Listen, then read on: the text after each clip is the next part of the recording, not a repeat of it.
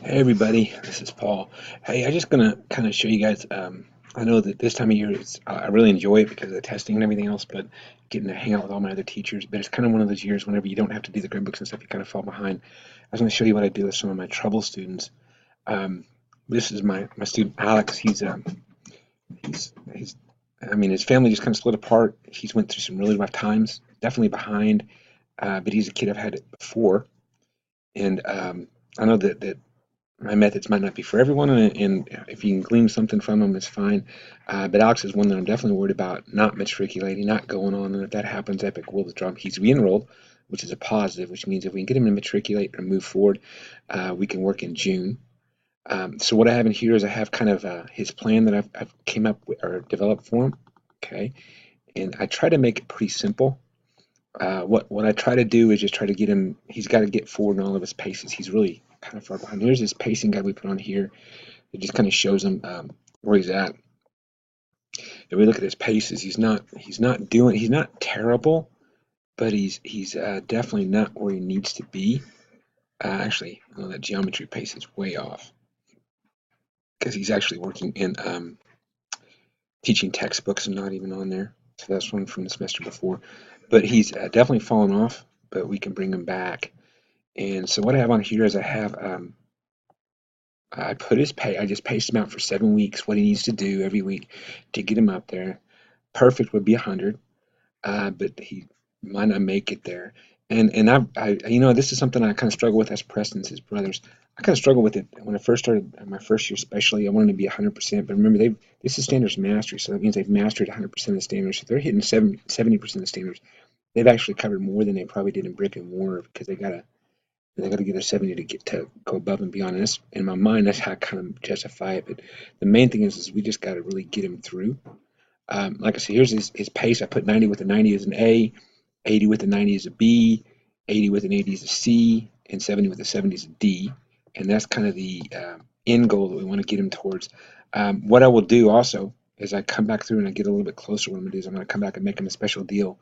And like, let's say he's low, he's got that 70 out of 70.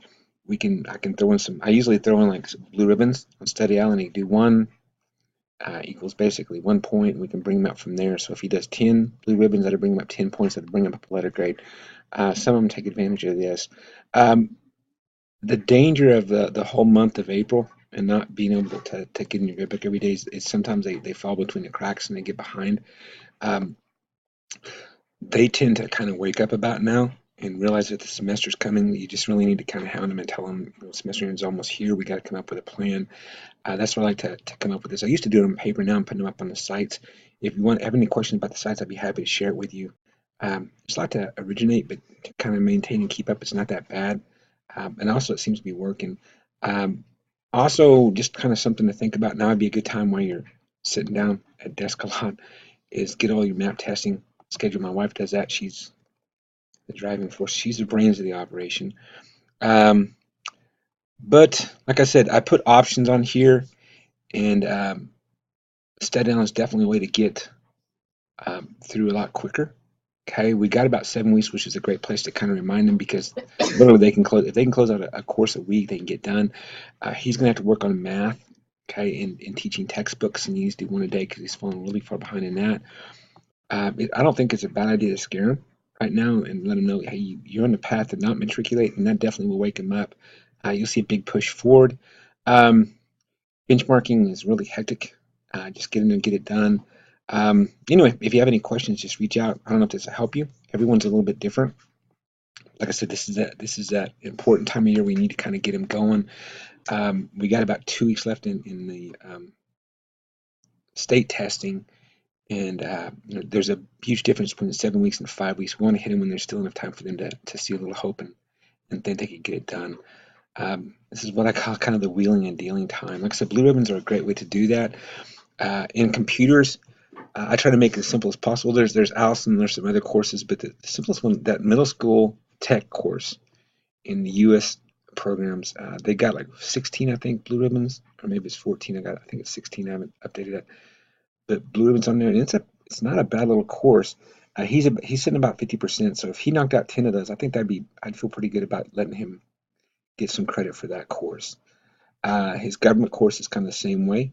There's in the U.S. programs, there's civics and economics. This is something every kid has to study islands. You can kind of make it the same.